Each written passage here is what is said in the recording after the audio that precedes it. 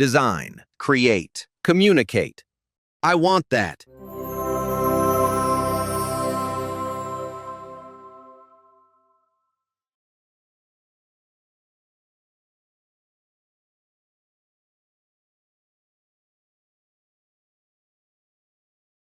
It's 5:33 p.m. on a Tuesday. You are packing up, or let's be real, you're just closing your laptop on your kitchen table because, the office is everywhere now. You are absolutely wiped out. Brain fog, tight shoulders, the works. You feel like you've run a marathon in mud. The classic Tuesday crash. It's a very visceral feeling. It really is. But here's the kicker, and this is the part that, I don't know, it always gets me.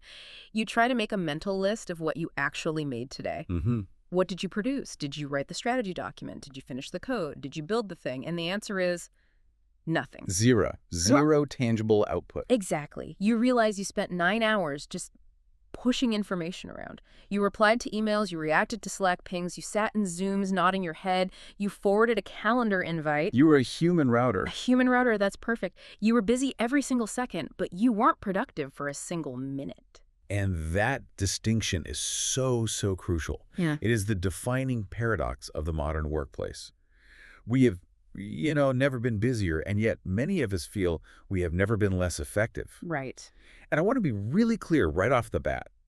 If you are listening to this and nodding your head, you aren't crazy and you are not lazy. Oh, that's a relief to hear. Because I usually just blame my own time management. I think if I just had a better planner or if I woke up at 4 a.m., this would all be fixed. Most people do. They blame themselves. They internalize the chaos. But the research we are looking at today, it suggests this isn't a you problem. Okay. It is a mechanism problem. The actual infrastructure of how we talk to each other at work it's fundamentally broken. We are using tools that are actively fighting against how our brains are wired to work. And that is what we are unpacking on today's deep dive. We are looking at a massive stack of articles, psychological research, and even legal analysis on modern professional digital communication. Which, I know, it sounds so dry. It sounds like a seminar you'd sleep through in some beige conference room. It sounds incredibly dry. But when I started reading through these sources you pulled, I gotta say, it's actually kind of terrifying. We are not just talking about too many emails. No, not at all. We are talking about a massive sociological experiment that we're all a part of, whether we like it or not. An experiment on the human brain. On the human brain. Yeah. We have taken a species that evolved to communicate through, grunts, facial expressions, and campfire storytelling. And we have dropped them into a world of nonstop, text-based, high-speed, fragmented interruptions. And we're surprised it's making us miserable. We shouldn't be. But we are. And the stakes here are really high. It's not just about annoyance. No. It's about legal liability, it's about mental health, and it's about whether businesses can actually function effectively in this environment. So here's our mission statement for this hour. Whether you are a manager trying to figure out why your team is always fighting, or you're a new hire terrified of using the wrong emoji with your boss, we are going to figure out why talking to each other has become the hardest part of the job. And we are going to go deep. This is not about inbox zero tips. We are talking about the legal risks of a casual chat, the psychology of why you think everyone is mad at you, and the always-on culture that is, it's physically rewiring our brains. Okay, so let's start with the most basic unit of work, the message. I send you a note, you read it. It sounds simple, right? Sounds simple. But the research points out that this is actually where everything goes wrong. Like, immediately. It is. It's the silent communication problem. Mm-hmm. And to understand it, we have to look at what is missing. Okay, so break that down for me. If I send you an email saying, please send the report, what is missing? It seems pretty clear. Well, think about how humans have communicated for, 200,000 years? Yeah. If I'm talking to you in a room, the words are actually a very, very small percentage of the data I am sending you. Right. You can hear the pitch of my voice. Am I stressed? Am I relaxed? Am I being sarcastic? You can see my shoulders are tense. You can see if I am smiling or, rolling my eyes. The nonverbal cues? The vibe. Precisely. The vibe is data. It is a huge stream of data. But in an email or a Slack message, that entire data stream is just stripped away. It is gone. Oh. You are left with just the raw text. And the problem is, the human brain isn't designed to handle that vacuum. It doesn't just say, oh, I don't know how he feels. It tries to fill in the blanks. I'm guessing we don't fill in the blanks with Rainbows and butterflies? We do not know. This is a very well-documented psychological concept called negativity bias. When we lack sensory information about someone's emotional state, our default setting, evolutionarily speaking, is to assume a threat. Wait, really? So if the message is completely neutral, my brain reads it as negative? Almost always. There was a study mentioned in the notes. It was fascinating, where they showed participants a simple email. Let's talk about the project. That's it. 5 words. Sounds harmless. I'd probably send that 10 times a week. To the sender, it was neutral. Maybe it was even positive. Maybe they had a brilliant idea they wanted to share. But the recipients, a huge majority interpreted it as, I'm in trouble, or the project is failing, or my boss is angry with me. Because they couldn't see the sender's face, their brain just signaled a warning. Danger. I have absolutely done this. I mean, 100%. I've gotten a message that just said, okay, from my boss. 2 letters. And I spent 3 hours spiraling. The okay. Yeah. Why just okay? Why not? Okay, great. Does he hate the idea? Is he mad I sent it late? Yeah. All of that from 2 letters. The dreaded single-word reply. That is a perfect example of what the research calls the calibration challenge. Calibration. What does that mean here? It's the struggle to match the formality and the warmth of the medium you are using. In person, a quick okay with a thumbs up and a smile is great. It's efficiency. It says, I hear you, good job, carry on. Right, no problem at all. In text, okay, with a period reads as, I am dismissing you or I am annoyed. It feels cold. It feels final. So we are just constantly hallucinating anger where there is none. We are. We really are. And it leads to this bizarre overcorrection that I think everyone listening will recognize. Have you noticed how many exclamation points you use now? Oh, I am a serial abuser of exclamation points. It's almost embarrassing. Thanks, great. See you there. I sound like a cheerleader on caffeine. I feel ridiculous doing it. But you feel you have to do it. Totally. I feel like I prove I'm not angry. If I just use a period, I feel like I'm punching them in the face. Thanks. It just looks so aggressive on the screen. That is the emotional labor of modern communication. That's the perfect term for it.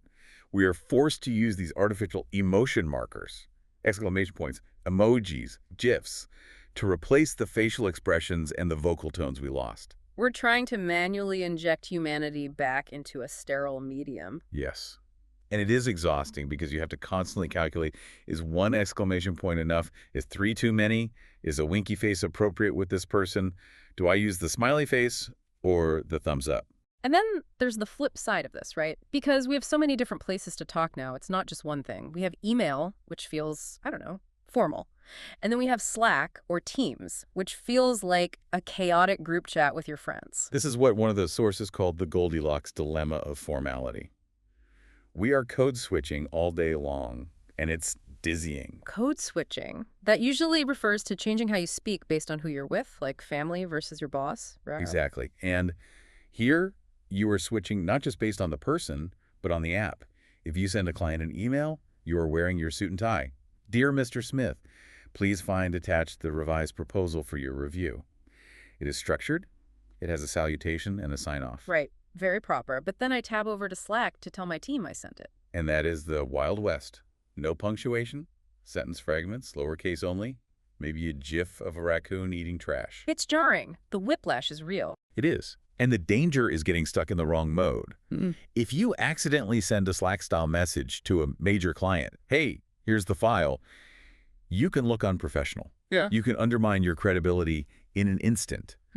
But, and this is the really interesting part, if you're too formal on Slack, if you sign every internal chat message with sincerely name. Oh, that makes you look so weird. It's like wearing a tuxedo to a beach party. You stand out in a bad way. Exactly. It creates distance. It signals that you don't understand the culture of the team. It can make you seem cold or aloof or just out of touch. Yeah. So you have to walk this tightrope of professional but not stiff and casual but not sloppy all day long with every message you send. And I bet this is where the generational stuff really blows up, because I see the interns communicating in a way that is just, it's a different language from the senior partners. It's a huge source of friction. The sources highlight that for a younger worker Gen Z, younger millennials chat is the default. It feels natural. Emojis aren't just decorations, they're language. A skull emoji can mean, this is hilarious, not, I am dead. Right, which an older person might not get. Exactly. For an older leader, that casualness, that use of slang or memes can look like disrespect or laziness. And neither of them is wrong, technically. They're just operating on completely different operating systems. Correct. But Because we rarely talk about how we talk, it just results in silent judgment. The boss thinks the intern is unprofessional. The intern thinks the boss is a dinosaur. And somewhere in that gap, the work suffers. So just to recap this first part, we're misunderstanding each other's tone, we're constantly afraid we sound angry, and we're confused about how formal to be from one minute to the next. That sounds stressful enough. It is. But now let's pour gasoline on the fire. Thank Let's you. talk about volume. The fire hose. Yes. The sources call it information overload, but I feel like that's too polite. It's more like an assault, a constant buzzing assault. It is sheer volume, yes. Yeah. The average office worker is dealing with, dozens to hundreds of emails daily. But that's not the whole story anymore, is it? No. It isn't just email. It is the notifications from Asana or Trello. It is the calendar invites. It is the constant ping from the chat app. It's the comment on the Google Doc.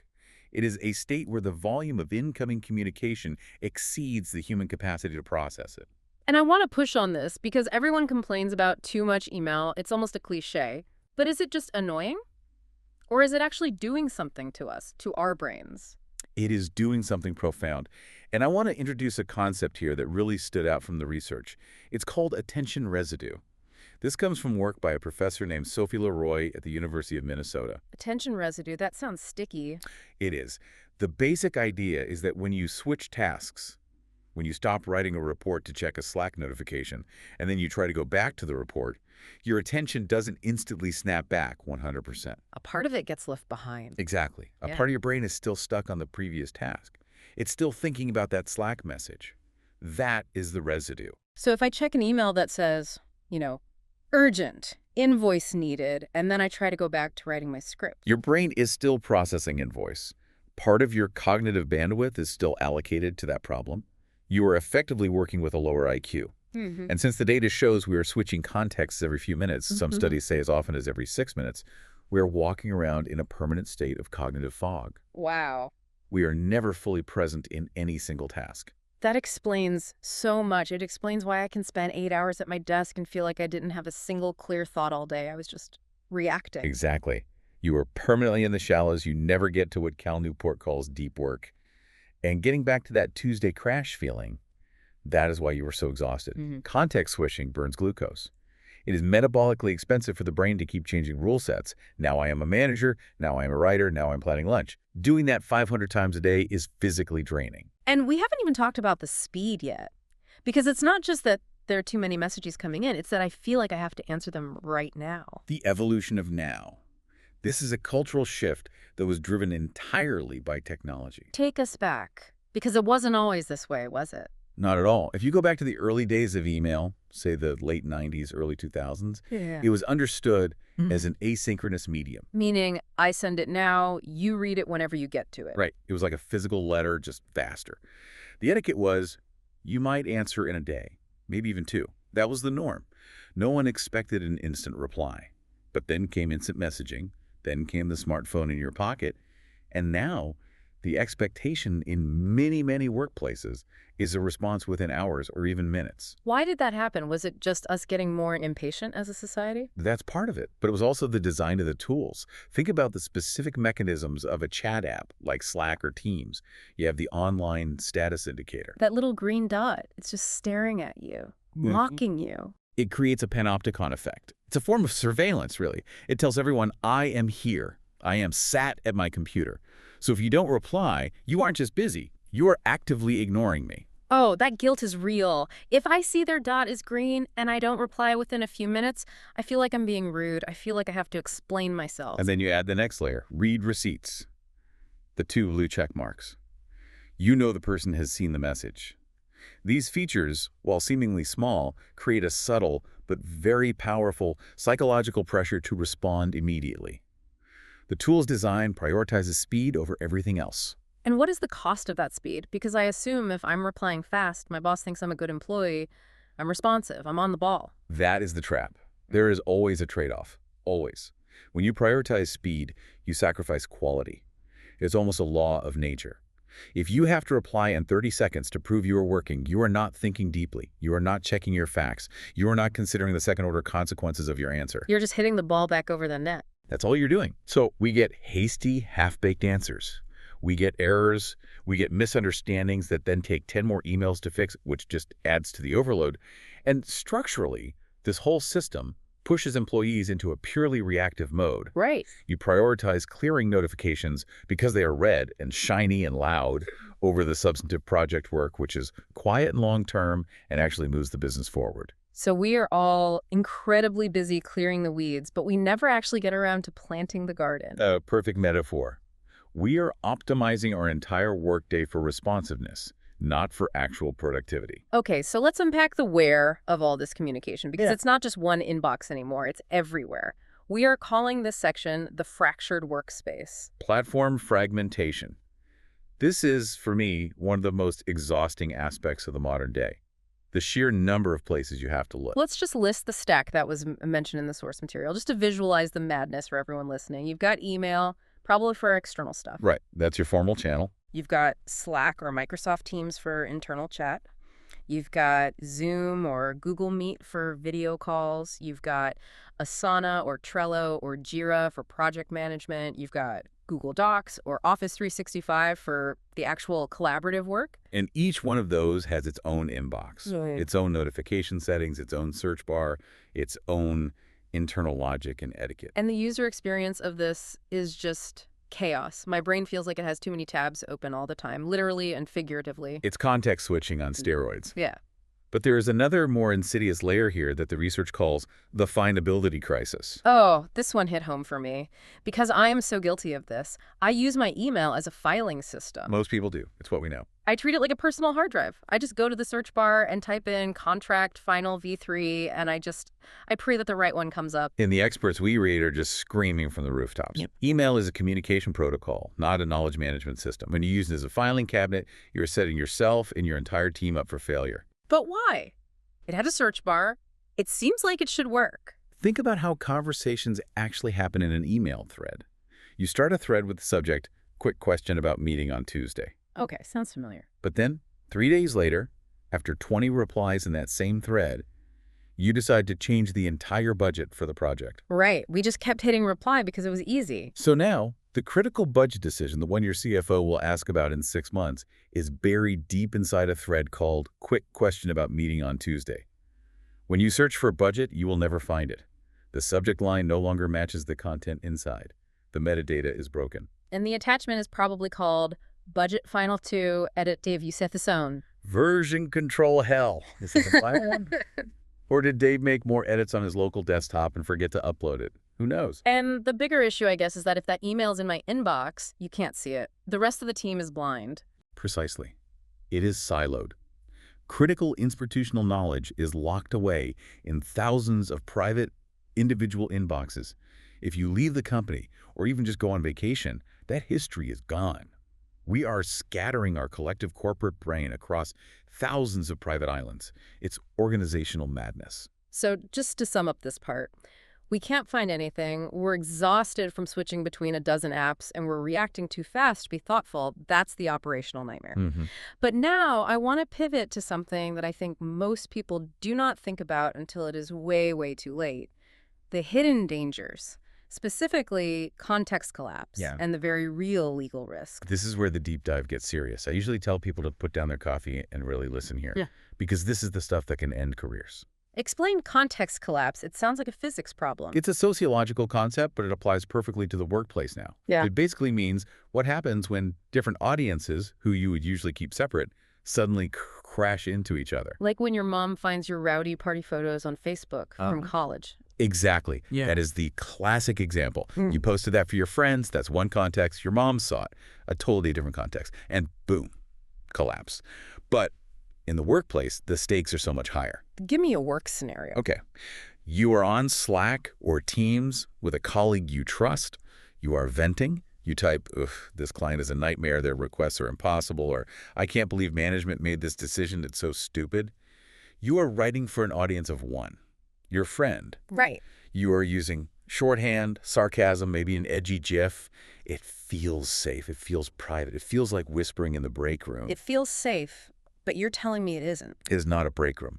The tool is a database. Yeah. And the risk is the forward button or the screenshot. Oh, God. A candid internal note gets forwarded, maybe accidentally, Yeah. maybe intentionally by someone who doesn't like you. Yeah. Suddenly the client sees it, or the CEO sees it. And because you wrote it for an audience of one, your friend, it sounds absolutely terrible when read by the CEO. Yeah. Your sarcasm just sounds like bitter insubordination. Exactly. You didn't write it with that context in mind. Your inside joke doesn't look funny anymore. It looks like unprofessionalism, or worse, a breach of confidentiality. So the takeaway here is crucial. You must write every single message, considering not just the intended recipient, but all possible future audiences. You have to assume it could be forwarded. You have to assume it will be archived. Which leads us directly to the terrifying reality of digital permanence. This is the part that really shocked me in the reading. People treat instant messaging like a casual spoken conversation, but the law treats it like a formal written document. Yes. In many legal contexts, a Slack message is treated with the exact same weight as a signed, notarized memo. So that emoji reaction I just sent could be legally binding. It can be. There was a case, a real case, where a Canadian farmer replied to a contract sent via text message with a thumbs up emoji. He thought he was just acknowledging a receipt. Got it, I saw this. Sure, makes sense. The court ruled that in that specific context, the thumbs up constituted a valid signature accepting the terms of the contract. That single emoji cost him tens of thousands of dollars. That is wild. A cartoon hand. Because the courts are catching up. Digital communication feels ephemeral. It scrolls away. It disappears from your screen. But it is permanent on a server somewhere, and it is discoverable. Discoverable. That's the scary lawyer word, isn't it? It is the scariest one. It means that if your company gets sued for wrongful termination, for a contract dispute, for intellectual property theft, for anything, the opposing lawyers can issue a subpoena for your communications. All of them. Anything relevant to the case. So imagine you vent to a colleague about a difficult employee. You say, he's driving me crazy, I just want him gone. You think it's a harmless vent. 2 years later, that employee sues for discrimination. That venting session, That's evidence. it is now Exhibit A. It looks like premeditation. It looks like you had a vendetta. And because of that context collapse you mentioned, the jury doesn't see your frustration or the nuance of that moment. They just see the cold, hard text, I just want him gone. The disconnect is staggering. We feel like we were whispering in a hallway, but we were actually shouting into a tape recorder that never, ever runs out of tape. That is a chilling, very accurate way to put it. Okay, let's shift gears. We've talked about mechanics and the risks. Now let's talk about the people. Section 5, the human element. Because these tools aren't just annoying, they can actually be exclusionary. Yes. This is so important. We often assume technology is neutral. A keyboard is a keyboard, right? But it isn't. Inclusivity and accessibility are major, major issues here. How so? Where does that show up? Well, start with the text itself. We're moving to a text-first world of work. That immediately disadvantages people with learning differences, like dyslexia. It's a huge barrier. Right. It disadvantages those for whom the company language is not their first language, or simply those with lower literacy skills for any number of reasons. If your primary way of proving your value at work is writing rapid-fire, witty, perfectly punctuated paragraphs in a chat window, you are creating a massive barrier for some very talented people who just don't communicate that way. That makes so much sense. And then there's the tech itself. You mentioned video conferencing before. Yes. Yes. We assume everyone can just hop on a Zoom, but that assumes a lot of privilege. It assumes you have a quiet home environment, free from distractions. It assumes you have stable, high-speed internet, which is not a given everywhere. Right. If you're sharing a small apartment with 3 roommates, or you have young kids running around in the background, being forced to hop on a video call is a source of major anxiety. Exactly. It assumes you don't have hearing impairments that make tracking a grid of 20 mumbling faces incredibly difficult. In many ways, video calls are actually less accessible than a simple phone call, yet we default to them because we want to see people, without considering who that excludes. This also touches on the global aspect of all this. We're all working in a global workplace now, with teams spread across continents, and the potential for cultural crashes is high. Extremely high. And this goes right back to the silent communication problem we started with, but it's amplified on a cultural level. We need to talk about high context versus low context cultures. This is a framework from the anthropologist Edward T. Hall that's super useful here. Oh, but break that down for me. A low-context culture think. The U.S., Germany, Scandinavia, much of Northern Europe values directness and explicitness. The meaning is in the words themselves. I need this by 5 p.m. It is clear, efficient, and in that culture, considered honest. Sounds perfect. I love clarity. That's how I try to operate. To you, yes. Yeah. And to me. But the problem arises when that email lands in the inbox of someone from a high-context culture, say Japan, much of Latin America, parts of the Middle East, India. In those cultures, communication is deeply embedded in relationships and social harmony. The meaning is in the context, not just the text. So how do they read my message, I need this by 5 p.m.? They read it as incredibly rude. They read it as you barking an order. It lacks the phatic expressions, the small talk, the I hope you are well, the how's your weekend, that signal respect and relationship. So I think I'm being efficient, but I'm actually burning a bridge. You're destroying the relationship to save 10 seconds of typing. And of course, it goes the other way too. The American manager gets an email from a subordinate in India that is full of what they perceive as flowery language and apologies and phrases like kindly do the needful, and the American just thinks, why are you wasting my time? Just get to the point. So we're both trying to be good employees according to our own cultural norms, but Yeah. we're operating on completely different operating systems and just making each other mad. And because we are remote, because we are text-based, we don't have that moment at the coffee machine to smooth it over. We don't see the hurt look on their face. The resentment just builds in silence. It is this invisible friction that slows down entire global organizations. Wow. I want to touch on one last part of the human element before we move to solutions, and it's a big one. The death of boundaries. This is the inevitable result of mobile access and remote work. The boundary between work and life used to be physical. It was an architectural boundary. You left the office, you walked out the door, the work stayed there. And now the office is in your pocket. It's on your nightstand. It's a permeable boundary. Mm. Work email is on personal phones. Slack is on your watch, buzzing you during dinner. And the result. What's the end game of that? Burnout. Absolute soul-crushing burnout. And deep resentment. It creates this fundamental conflict. Organizations might say they support work-life balance. They might put it on their careers page. But if the culture is that the boss emails at 9 p.m. And you see it. and you feel that immense pressure to reply, to show you're a team player, then the culture is always on. Action speaks so much louder than mission statements. And biologically, we are not built for this. We need downtime. We need to disconnect to recover. If you are always on call, your cortisol levels never drop. You are living in a state of chronic, low-grade stress. So we've painted a pretty bleak picture here. It's chaotic, it's risky, it's exhausting, and it creates legal landmines everywhere. But we promise the listener a path forward. We are not just here to complain.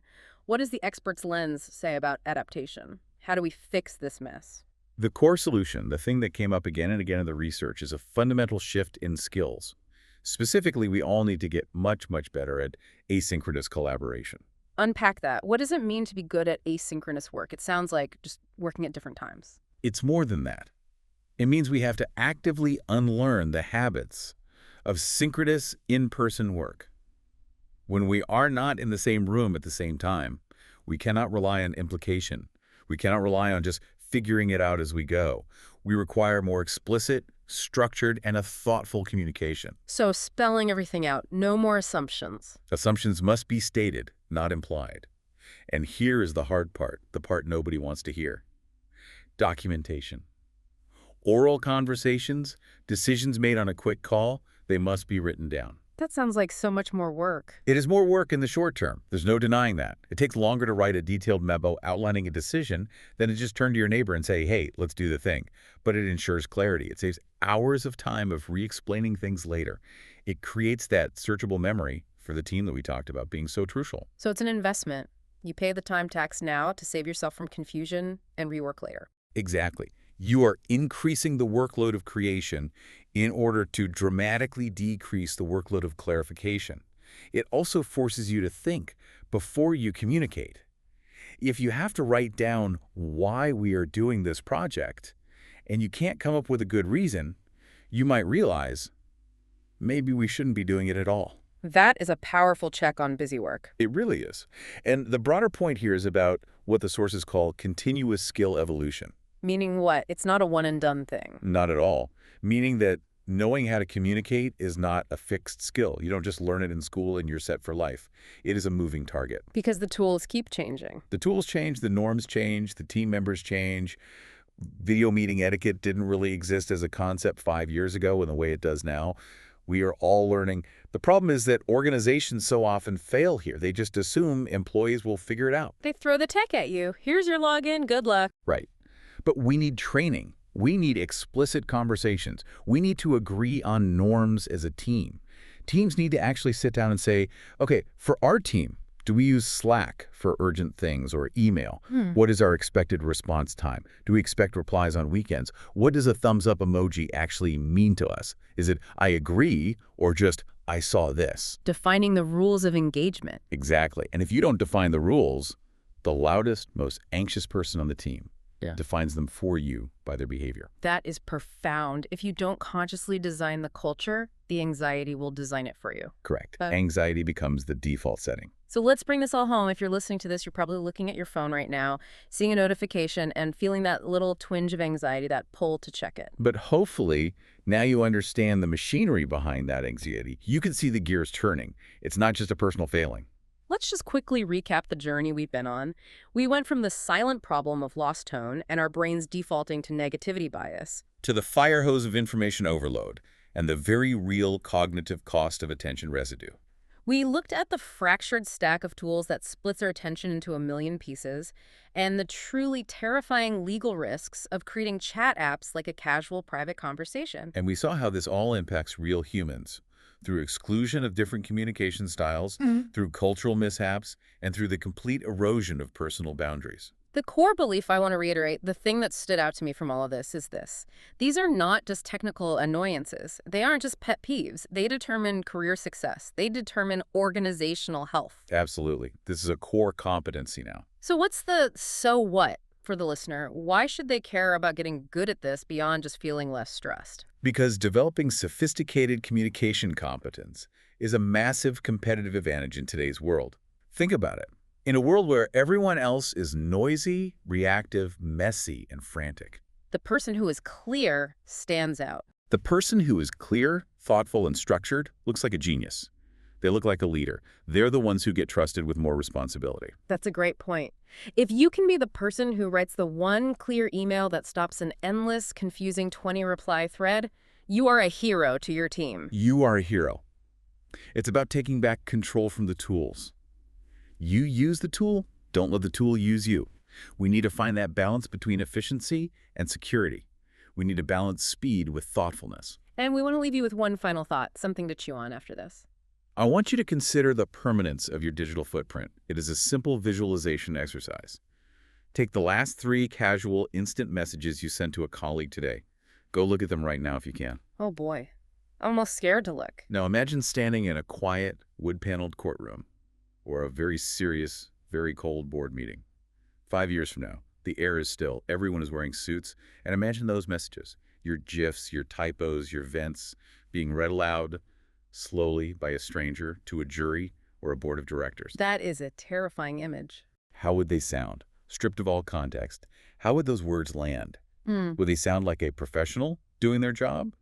Or would they sound like a liability? That is a filter I think I'm going to apply to everything I type from now on. It is a healthy, if sobering, filter to have. Well, on that slightly scary but very important note, we are going to sign off. Thanks for diving deep with us today. Thank you, and communicate wisely out there.